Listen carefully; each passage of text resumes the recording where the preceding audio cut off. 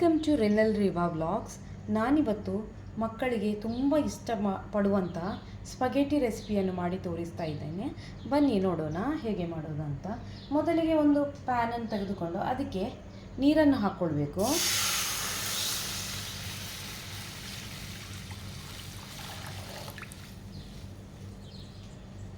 ಅದಕ್ಕೆ ಸ್ವಲ್ಪ ಎಣ್ಣೆಯನ್ನು ಹಾಗೂ ಸ್ವಲ್ಪ ಉಪ್ಪನ್ನು ಹಾಕಿ ಚೆನ್ನಾಗಿ ಕುದಿ ಬರಿಸಬೇಕು.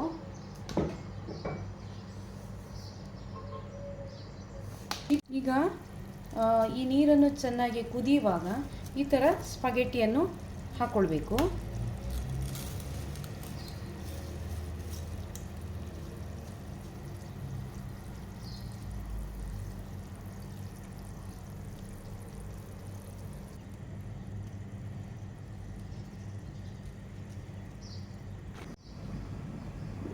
ನೋಡಿ, ಈಗ ಈ ಸ್ಪಗೆಟಿ ಬೆಂದಿದೆ. ಇನ್ನು ಇದನ್ನು ಸ್ಟ್ರೈನ್ ಮಾಡಿ ಇಟ್ಕೊಳ್ಬೇಕು.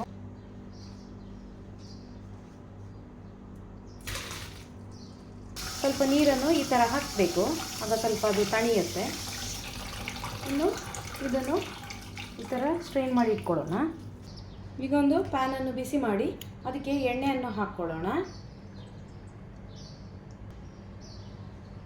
1 ಸ್ಪೂನಷ್ಟು ಶುಂಠಿಯನ್ನು ಹಾಕ್ಕೊಳ್ತಾ ಇದ್ದೇನೆ,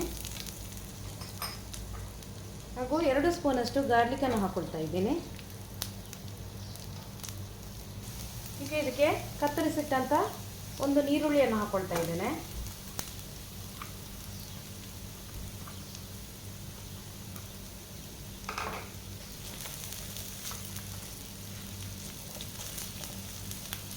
ಈಗ ಸ್ವಲ್ಪ ಕಟ್ ಮಾಡಿಟ್ಟಂಥ ಕ್ಯಾಪ್ಸಿಕಮ್ ಅನ್ನು ಹಾಕ್ಕೊಳ್ತಾ ಇದ್ದೀನಿ.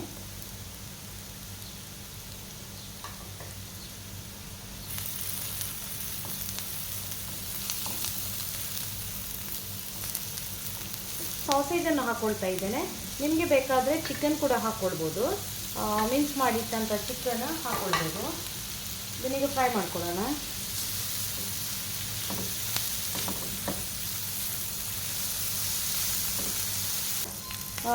ಟೊಮೆಟೊ ಸಾಸನ್ನು ಹಾಕ್ಕೊಳ್ತಾ ಇದ್ದೀನಿ. ಇದು ಟೊಮ್ಯಾಟೊ ಪೇಸ್ಟ್, ಸಾಸ್ ಅಲ್ಲ, ಪೇಸ್ಟ್. ಬೇಕಾದರೆ ನಿಮಗೆ ಟೊಮ್ಯಾಟೊ ಸಾಸ್ ಕೂಡ ಹಾಕ್ಕೊಳ್ಬೋದು.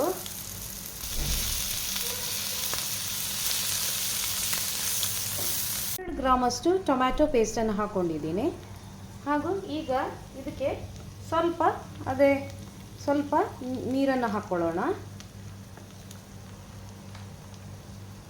ಸ್ವಲ್ಪ ಹೊತ್ತು ಬೇಯಕ್ಕೆ ಬಿಡೋಣ.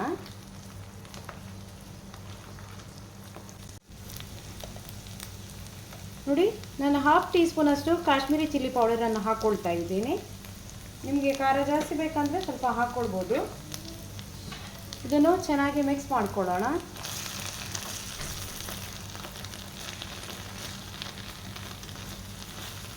ಹರ್ಬ್ಸ್, ಇದು ಒಳ್ಳೆ ಚೆನ್ನಾಗಿ ಟೇಸ್ಟ್ ಮತ್ತು ಪರಿಮಳ ಕೊಡುತ್ತೆ.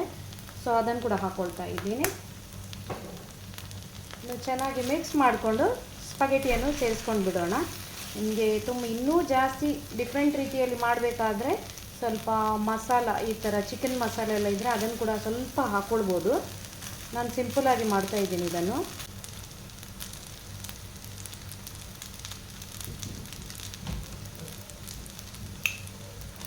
ಈಗ ಇದನ್ನು ಚೆನ್ನಾಗಿ ಮಿಕ್ಸ್ ಮಾಡ್ಕೊಳ್ಳೋಣ.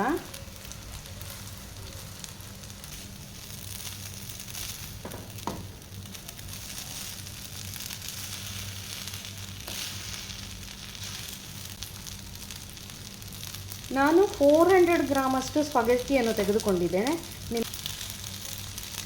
ನೋಡಿ, ಈ ಥರ ಚೆನ್ನಾಗಿ ಇದು ಮಿಕ್ಸ್ ಮಾಡ್ಕೊಳ್ಬೇಕು. ಯಾಕಂದರೆ ಇದೆಲ್ಲ ಮಿಕ್ಸ್ ಆಗಬೇಕು ಮಸಾಲ ಅದ್ರ ಜೊತೆ, ಆಗಲೇ ಅದಕ್ಕೆ ಚೆನ್ನಾಗಿ ಟೇಸ್ಟ್ ಬರೋದು. ನೋಡಿ, ರುಚಿಯಾದ ಸ್ಪಗೆಟಿ ರೆಡಿಯಾಗಿದೆ. ನೀವು ಬೇಕಾದರೆ ಚಿಕನ್ ಬೇಕಾದರೆ ಹಾಕ್ಕೊಳ್ಬೋದು, ಇಲ್ಲಾಂದರೆ ನಿಮಗೆ ಇಷ್ಟ ಬಂದಂಥ ನಾನ್ ವೆಜ್ ಹಾಕ್ಕೊಳ್ಬೋದು. ಇಲ್ಲಾಂದರೆ ಇದ್ರ ಜೊತೆನೇ ವೆಜ್ ಕೂಡ, ಅಂದರೆ ವೆಜಿಟೇಬಲ್ಸ್ ಹಾಕಿ ಕೂಡ ಮಾಡ್ಬೋದು. ನೋಡಿ ಎಷ್ಟು ಚೆನ್ನಾಗಿ ಬಂದಿದೆ ಅಂತ. ಈ ರೆಸಿಪಿ ನಿಮಗೆ ಇಷ್ಟವಾಗಿದ್ದಲ್ಲಿ ಲೈಕ್ ಮಾಡಿ, ಶೇರ್ ಮಾಡಿ, ಕಮೆಂಟ್ ಮಾಡಿ, ಹಾಗೂ ನನ್ನ ಚಾನಲನ್ನು ಸಬ್ಸ್ಕ್ರೈಬ್ ಮಾಡದಿದ್ದಲ್ಲಿ ಸಬ್ಸ್ಕ್ರೈಬ್ ಮಾಡಿ. Thank you for watching.